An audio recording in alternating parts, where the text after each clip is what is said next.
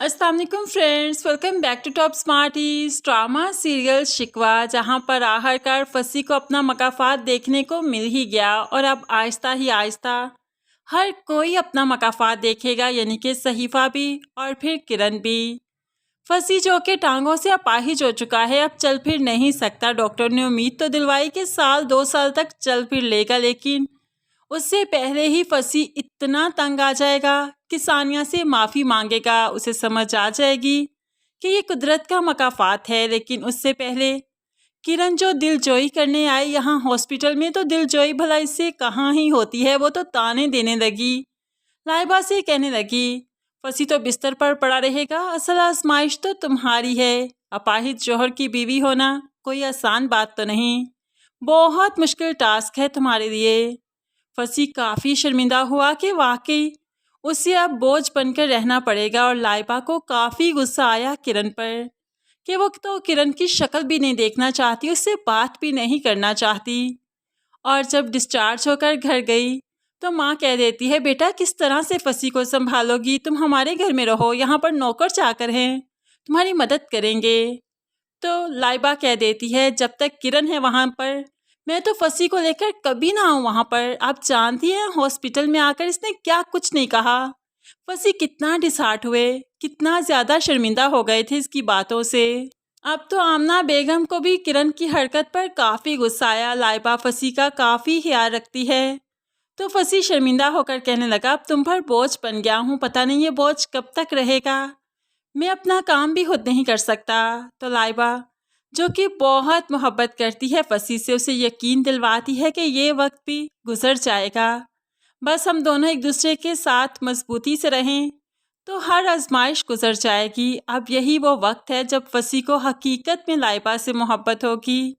वो लाइबा से मोहब्बत का इजहार करेगा और अपने गुनाहों को तस्लीम करेगा, सानिया के लिए शर्मिंदगी का इजहार करेगा, सानिया की हकीकत बताएगा सबको। और अब सानिया के अच्छे वक्त शुरू हो चुके हैं, क्योंकि आमना बेगम भी और लाइबा भी सानिया के साथ हैं। आमना बेगम ने तो किरण की हरकत के बारे में ज़रून को फ़ोन करके बता दिया, जो कि ऑलरेडी पैकिंग कर रहा था पाकिस्तान वापस आने की। किरण की हरकत पर बहुत गुस्सा आया उसे। जब ज़रून पाकिस्तान आया तो यहाँ पर वो फसी का हाल पूछने जाना चाहता है, तो किरण को लगा मुझे साथ ले जाएगा, लेकिन आमना बेगम ने सख्ती से मना कर दिया। बल्कि लाइबा ने ही कह दिया कि किरण मेरे घर नहीं आ सकती, तो आमना बेगम किरण को नहीं सानिया को ज़रून के साथ भेजती है, जो कि किरण के लिए बहुत गुस्सा दिला देने वाली बात है। उसे तो काफ़ी गुस्सा आ गया आमना बेगम पर, क्या है वो ऐसा कैसे कर सकती है। लेकिन ज़रून को भी जो किरण की हरकत पर गुस्सा है, तो वो सानिया के साथ ही अच्छा वक्त गुजार रहा है। सानिया और ज़रून रास्ते में थे तो सहीफ़ा भी आ गई, और सहीफ़ा तो ज़रून के सामने ही सानिया से पूछने लगी, उस दिन तुम हॉस्पिटल आई थी, है तुम क्या करने आई थी। तो यहाँ पर सानिया भी पूछ देती है, आप भी तो आई थी, क्या मसला है, सब ठीक तो है ना। तो यहाँ पर सहीफ़ा के ज़रिए ज़रून का मालूम पड़ गया कि सानिया यहाँ पर आई थी, आखिर क्या करने आई थी। लेकिन सानिया फ़िलहाल अपनी प्रेगनेंसी के बारे में ज़रून को नहीं बताना चाहती, लेकिन अपने बाप की कब्र पर जाकर अपने बाप से अपनी ये फीलिंग्स ज़रूर शेयर करती है, और अपने बाप को बहुत मिस कर रही है। ऐसे में वो अपने घर वालों का खूब अच्छे से ख्याल भी रख रही है।